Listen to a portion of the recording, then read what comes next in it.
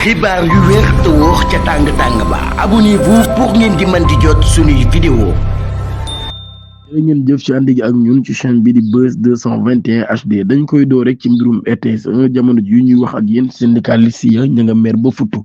ginnaaw ab marche boo xam ne doon nañ ko amal wala woote boo xam ne woote woon nañ ko ca biir rajo télévision Sénégal RTS 1 ngir amal fa ab point de presse loolu yi nag daal DG bi daal leen koy bañal daal fay indi ay takk der di xam le ni duñ fa dugg ngir amal lu ni mel loolu yi nag ñoom ñu koy ñaawlu di ko méttilu ba fa méttilu yam di xam leen nag daal Pape Alé Niang dafa nekk di salfaañi seen ay àq ak seen ay droit moom mi nga xam ne da doon xeex ngir liberté d'expression tey ji moom moo leen di xañ nag ñuy wax li nga xam ni moo di seen naqar ak seen xalaat ci loolu nag daal ñoom ñi ñu xam ne ni ñu ngi leen di fay seen salaire ci ay accords yu 2005 dañu jàpp nag daal loolu kon ay salaire yu misérable la ñuy am loolu kon bokk na ci ñoom li ñuy xeex ngir ñu jox leen seen àq ak seen yaleef ci loolu kon nag daal ñoom waa RTS ñi ngi metti lu bu baax a baax kon li nga xam ni Pape Alé Niang ak ñi mu àndal jamono ji ñi ngi koy daal di def dañu ñëw ci beneen mbir Bougane Gueye Dany daan nay annoncé une plainte contre le premier ministre Ousmane Sonko ak ki nga xam ni moo di ministre des mines et de l'énergie Birame Souleye Diop ak ki nga xam ne moo di Talla Gueye di directeur général bu Petrosen moom Bougane Gueye Dany mi daan nay sukkandiku nag ci ab rapport bu ITIE 2024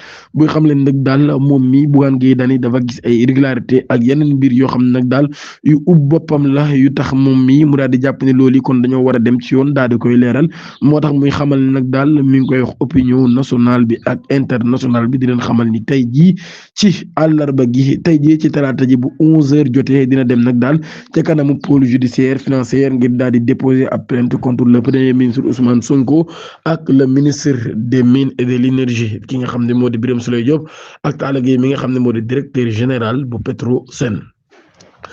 génn àdduna Binta Gueye ki nga xam ne nag moo di borom këram moom mii day daan nañ koy yóbbu place nag li nga xam ne moo di sous mandat de dépôt ginnaaw ba mu amee ay retour de parquet yu bari lool waaye nag yeneen suspect yi nag mu bokk ci ñaari waajuram ak soxna sam doon génnal ak xaritam ba ko seet si woon ñoom ñi ñëpp nag daal daan nañ leen di libéré maanaam kon loolu di lu yees ci mbirum soxna si nga xam ne dañ koo faat par balle ca Kër Mbaye Fall son mari de principal suspect bi ñu daan koy inculpé placé ko sous mandat de dépôt par le juge d'instruction du deuxième cabinet près le tribunal de grande instance de Pikine Guédiawaye son père di Ka Diop sa mère FBF ak ki nga xam ne moo di jëlam boobee ñu wax ne moom la nekkaloon ñoom ñi ñëpp daan nañ leen di may contrôle judiciaire waaye magistrat instructeur bi moom moo ko def waaye nag bu ñu sukkandikoo ci source yi Sénégal ba tey ñuy xam ne ni jaxumpa mi nga xam ne nag moom mi mooy xaritam moom nag daan nañ koy placer sous bracelet électronique waaye nag ba tey moom mii di Diop nekk ab jaagab téléphone kon daan nañu wax ni ci altine gi def na guddeem bu njëkk ca kaso ginnaaw bi nga xamee ni jàpp nañ ni dafa faat bakkanu soxnaam même moom sax weddi woon na lu ni mel di xam ne nag daal faat gi teyu ko waaye loolu yi ginnaaw bañ ko doon toppee homicide involontaire jamono ji kon ñu ngi koy toppee meurtre ak yor gi nga xam ne yor na ko arme ci lu dul yoon waaye tamit nag daal ak ñàkk gi ñàkkoon a yor ay papier ci loolu yëpp kon bokk na jamono ji ci la nga xam ne moom lañ ko toppee ndax enquête bi nag daal dañoo gis ne ay incohérence yu baree ba daf cee daal di am rawatina li mu envoyé woon photom soxna si photo fital gi di ko xamal ni amoon na ko le 7 décembre bi ñu weesu te moom mii dafa xamle woon ni ba mu ko amee léegi yàggul dara waaye ba tey d'après les résultats de la réquisition l'exploitation du téléphone portable et les témoignages recueillis le crime serait lié à une affaire de salousie maanaam daal bu ñu sukkandikoo ci enquête yi ñuy defagun ak portable bu ñu xool daal mbirum fiiraange ci la crime bi daal di jógee moom suspect bi luyee woon na sax ca Caaroy ab appartement ngir soxna si nga xam ne moom la doon nekkal di am maîtrise am moom principal suspect bi kon ak 2 parents biologiques am ñoom ñi ñëpp daal leen arrêté woon ngir entrave enquête en cours il aurait disséminé le téléphone de leur fils pour faire disparaître des preuves ba tey kon ci loolu yi nekk lu doy waar ab xale la ñu fekk mu daal di ñàkk bakkanam altine gi 29 décembre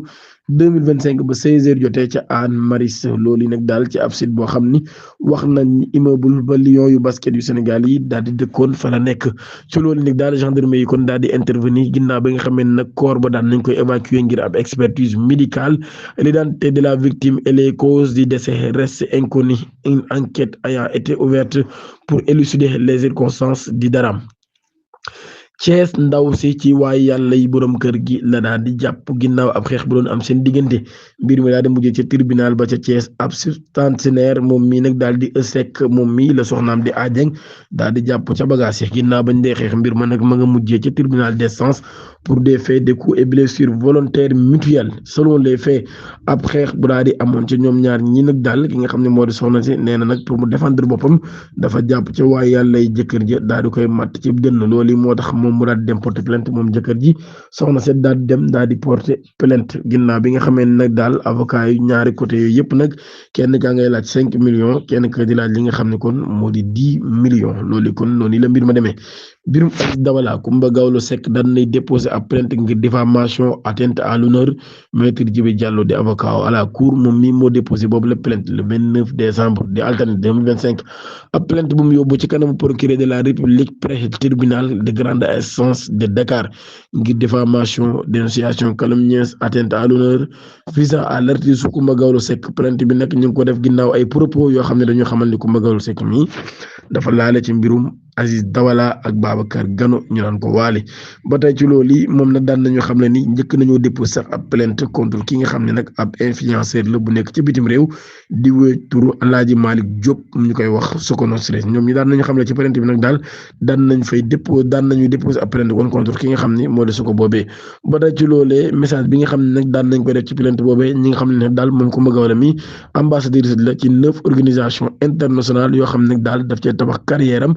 bokk ci éthique ak rigueur ak liggéey boo xam ne nag daal loolu yi boo am solo la moo tax bëggul ñu koy causé benn préjudice incommensurable ba tey ci loolu yi muy sàkku ci procureur ni ko daal bu cybercriminalité defee li nga xam ne kon moo di ab patrouille ci réseaux sociaux yi dañu mën a identifier ñi nga xam ne ñoo di coupable yi ngir daal leen di mën a yóbbu ci yoon daal ni nag daal amul benn utilité ci nag daal ñuy préciser que les poursuites sont déjà en cours à Barcelone contre il n'est pas utile de préciser que des poursuites sont déjà en cours à Barcelone contre le sieur El Hadji Malick Diouf dit Soko, influenceur sénégalais réside en Espagne dont les graves accusations ont été reprises et diffusées par beaucoup de sites, ce qui entraîne la réaction et les récurrents et la réaction inquiétante des organisations dont la récurrent et l'ambassadrice loolu kon la daa di xamle moom mi nga xam ni moo di avocat wu Coumba Gawlo Seck. Vendredi 19 décembre 2025 ca Lyon ab sénégalaise boo xam ne nag daal dafa daal di faat bakkanu doomam moom sénégalais bi ay atam toll ci fanweer ak juróom doomam joojee ay atam toll ci fukk ak ñaar ñuy xam ne ni sax dafa am feebar bu ñuy wax polyhandicap waaye soxna si nag daal ñu ko doon toppee rey nit ci tey rawatina ci mineur boo xam ni ay atam fukki at ak juróom matu ko waaye nag daal moom mi kon kenn mujj ko placé en détention parquet bi nag daal dafa estimé que ni kooki wàllu wéru xelam nag daal dafa des bu baax a baax loolu kon àndul ak ñu koy yóbbu kaso bu ñu sukkandikoo ci l'Observateur moom mii di yaay kon daan nañ ko hospitalisé ci ab d'office ci ab service psychiatrique boo xam ne nag daal moom moo nekk foofee loolu kon moo waral ñu daal di suspendre procédure judiciaire yi nga xam ne daal yëkkati woon nañ ko ak moom pour ab diire nag daal boo xam ni diire bu indéterminé lay doon ki nga xam ne nag daal moo di Pavel Durov mi moom Telegram nee na day maye man yu yom nee na amagul na toll ci téeméeri doom waaye doyruwul ne képp koo xam ne say at weesuwul fanweer ak juróom ñaar te nga am wér gi yaram nga bëgg doom boo ñëwee mu may la ci man yu mi te doom yooyu yëpp ngi doon ci alalam yi nga xam ne am na ko muy 17 milliards de dollars jërë ngeen jëf.